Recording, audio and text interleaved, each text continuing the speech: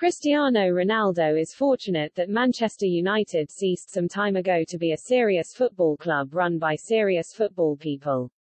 He was once a great player and he has had a quite brilliant career, but the truth is that no team who put winning trophies above selling shirts would have indulged him so utterly and so obediently last season as the goons who run the show at Old Trafford. United gave him a stage his waning powers should not have earned, but now it is reported that Ronaldo wants to leave the club because they cannot fulfill his ambition of playing in the Champions League.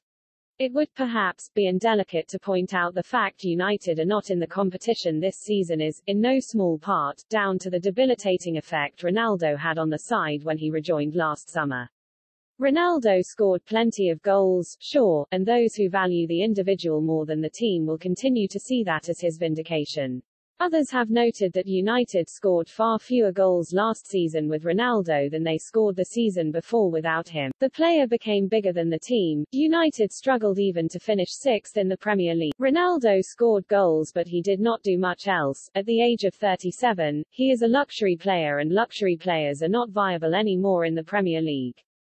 Even a casual observer could see that United did not work anywhere near as hard as Manchester City and Liverpool worked last season. They looked like dilettantes up against serious players and Ronaldo set that tone. So if Ronaldo does indeed want away, good luck with finding a club who will be prepared to subjugate themselves to his ego and his pulling power as completely as United did last season. Any club who sign up for that are heading for a world of pain. United, whose other leading players withered around Ronaldo, are still counting the cost of that. Todd Boehly is supposed to be thinking about taking him on the basis that Ronaldo would be a statement signing for his new Chelsea regime. The only statement that would make is that there is a sucker born every minute. Boehly has made a good start by buying Raheem Sterling, but signing Ronaldo would send out a signal he wants to turn Chelsea into a team of washed-up Galacticos. What I don't understand is why United are not hurrying Ronaldo out of the door. If he wants to leave, drive him to the airport, wish him good luck for the future, thank him for everything he has done for the club over the years and put him on a plane to wherever he wants to go. He is one of the greatest there has ever been, but his greatness lies in the past now, not the present. It is surely only the commercial executives at Old Trafford who want him to stay so that they can continue to use him to front their kit launches and drive their clicks on social media. The irony of that, of course, is that some fans have become so disillusioned with the way Ronaldo's side have performed that they are urging a boycott of the new strip. United's new manager, Ten Hag, would never be able to say it, but Ronaldo leaving would be the best thing that could happen for him as he begins the task of trying to reverse United's ongoing decline. Ronaldo was only ever going to be a short-term signing, designed to distract attention from the deeper malaise at the club. His signing was part of the chaos that enveloped United last season, but if they are serious about rebuilding under Ten Hag, they can only do that properly without Ronaldo unless he is prepared to accept a role as an occasional starter and a £500,000 a week impact sub. I think we all know the answer to that. Ten Hag has not exactly hit the ground running in his new job. He made his first signing last week when left-back Terrell Malaysia joined from Feyenoord, but apart from that, the extent of his intentions seems to be to sign players who play for Ajax or used to play for Ajax. He also, apparently, aims to drop anyone who turns up late for training. Good luck with that. However he does it, Ten Hag needs to establish his authority at Old Trafford and he cannot do that with Ronaldo there. He needs to implement his own playing style and he cannot do that with Ronaldo there.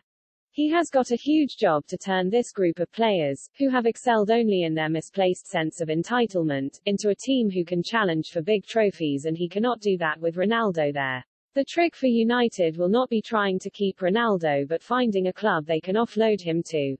The suggestion is that, for all Boehly's enthusiasm, Chelsea boss Thomas Tuchel is not enamored by the thought of signing Ronaldo. Given that Tuchel is, by a distance, Chelsea's prime asset, Boehly would do well to take his manager's wishes into account. In some ways, you have to admire Ronaldo's naked ambition. He has never sought to hide it.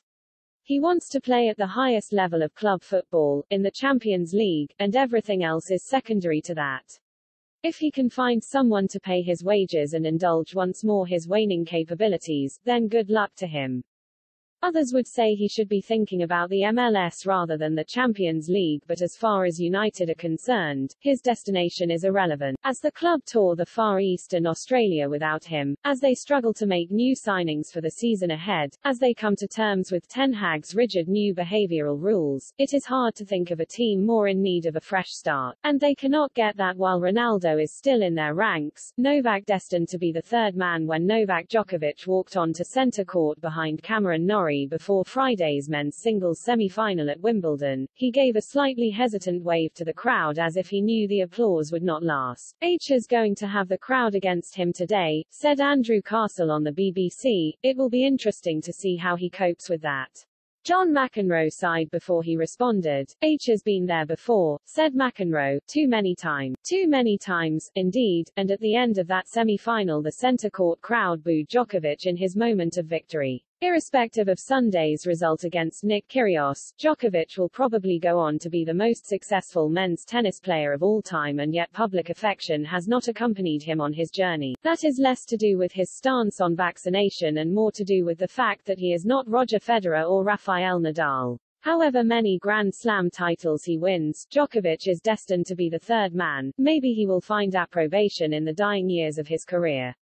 In the meantime, I hope he adds another Wimbledon title to his honor roll. For his talent and his resilience, he deserves it. There was a spell, some years ago, as he was emerging as a rare talent at Arsenal, when I spent a bit of time with Jack Wilshere and realized quickly that beyond all his sublime ability as a footballer, he was a thoroughly decent human being full of care and compassion for others. A young star in North London, he had the kind of mercurial football ability that could have made him as influential a player in this country as Paul Gascoigne, but injuries cut short those comparisons and eventually forced him into the retirement he announced last week.